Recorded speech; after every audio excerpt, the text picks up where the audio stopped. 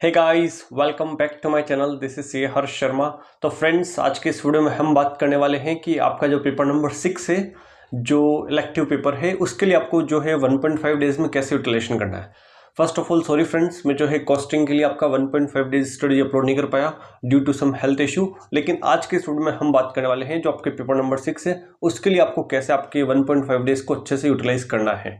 अब बात आती है कि हमारे जो पेपर नंबर 6 है, उसमें जो इलेक्टिव पेपर्स है वो 6 है, तो कौन से सब्जेक्ट के लिए कैसे स्ट्रेटजी फॉलो करनी है। सी फ्रेंड्स, मेरे सीए फाइनल में जो इलेक्टिव पेपर था वो था economic law, paper number 6D। तो उसके लिए I can suggest you 1.5 days में आपके जो टाइम है उसको आपको कैसे यूटिलाइज करना है। तो अकॉर्डिंगली आप जो अदर सब्जेक्ट है उसके लिए उस तरह देख सकते हैं कि आपको अदर सब्जेक्ट्स के लिए आपके जो टाइम है उसको कैसे यूटिलाइज करना है।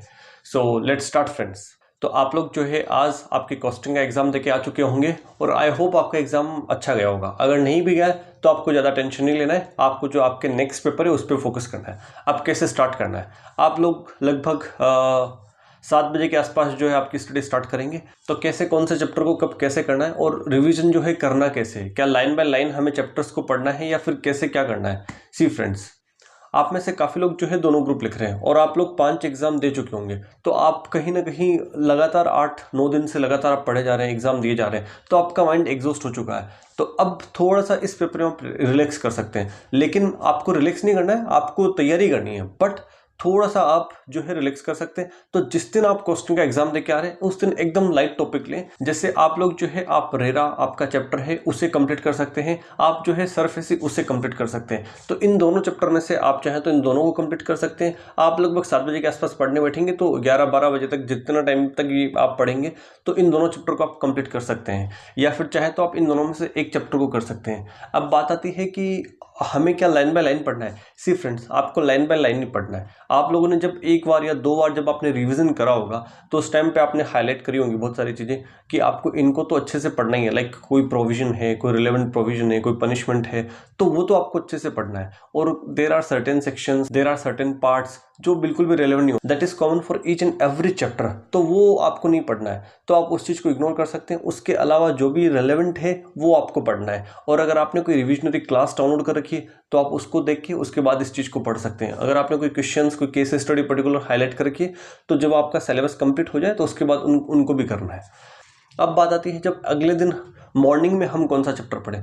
तो जब फर्स्ट डे आप जो है सरफेसी या फिर आप रेरा कंप्लीट कर सकते हैं। अगले दिन जब मॉर्निंग में आप उठ रहे हैं फ्रेश माइंड से, आपको सबसे इंपॉर्टेंट चैप्टर है उसे लेना है और दैट इज कॉम्पिटिशन एक्ट 2002।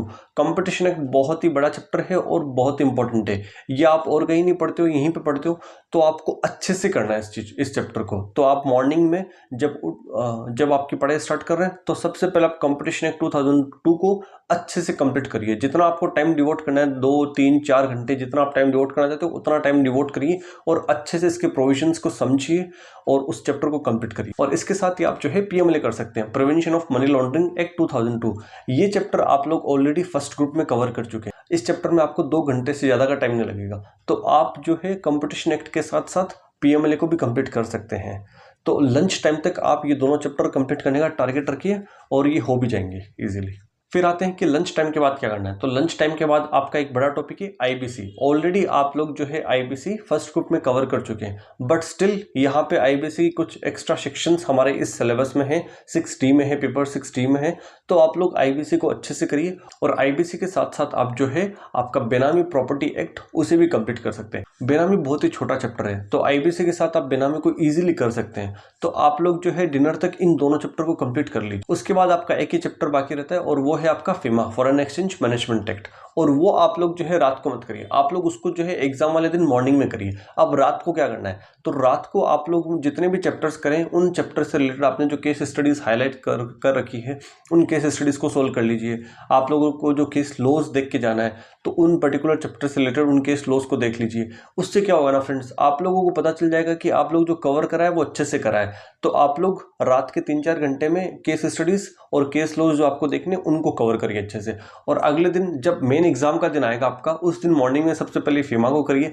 फीमा थोड़ा सा कॉम्प्लिकेटेड है और आप जिस दिन मॉर्निंग में पढ़ के जाएंगे और उसी दिन एग्जाम में आएगा, आपको जो काफ़ी सारे आंसर्स हैं उसके लिए आपको बुक ओपन नहीं करना पड़ेगा। आप इजीली बिना बुक ओपन करिए आंसर कर सकते हैं। तो उसको आप जो है एग्जाम वाले दिन मॉर्निंग में करिए और उसके बाद आपके पास टाइम बचता है तो जो रिमेनिंग आपके केस लॉज आपको देख के जाना है, उन केस लॉज को देख के जाइए और एग्जाम में जाके आप जो है एग्जाम्स स्कोर करिए। सी फ्रेंड्स, इस पेपर में एग्जाम्स स्कोर करना मुश्किल नहीं है। आपको जो आपके 4 आवर्स है उनको अच्छे से प्लान करना है। आप लोग जो है टारगेट रखिए कि 45 to 50 मिनट्स में एक केस स्टडी कंप्लीट कर लें। तो अगर आपको 2:45 बजे एग्जाम पेपर मिलता है तो 2:45 से लेकर 3:45 तक एक केस स्टडी कंप्लीट कर लीजिए। 3:45 से 4:45 सेकंड, 4:45 से 5:45 थर्ड और 5:45 से 4:45 फोर्थ। इस तरह आप लोग जो है 5:45 तक आपकी चारों केस स्टडी कंप्लीट कर दीजिए। अब ये जो 15 मिनट बच रहे हैं ना, आपने कोई क्वेश्चन छोड़ा होगा या आपको एक एमसीक्यू में अटके होंगे, तो ये 15 मिनट आप उन क्वेश्चंस को, उन एमसीक्यूज को सोल्व करने में लगाइए और एंश्योर करिए कि आप 100 मार्क्स का अटेम्प्ट करके आ रहे हैं। अगर आप 100 का अटेम्प्ट नहीं करके आएंगे तो कहीं ना कहीं आप लोग एग्जामिनेशन जो है स्कोर करने की प्रोबेबिलिटीज को कम कर देंगे। आप लोग जो है अटेम्प्ट 100% करके आइए इस पेपर में। अगर आप लोगों को एग्जामिनेशन स्कोर करना है तो आपको अटेम्प्ट अच्छे से अच्छा करना पड़ेगा और इस पेपर में एग्जामिनेशन लाना इतना मुश्किल नहीं है कंपेयर टू अदर पेपर्स, क्योंकि कहीं ना कहीं आपके पास बुक है, आपके पास अदर रेफरेंस मटेरियल्स है जिनका आप सपोर्ट ले सकते हैं। That's it from my side friends, best of luck for your exam. अच्छे से एग्जाम देके आइए, इस पेपर में एग्जाम स्कोर करिए। Keep studying friends, thank you so much.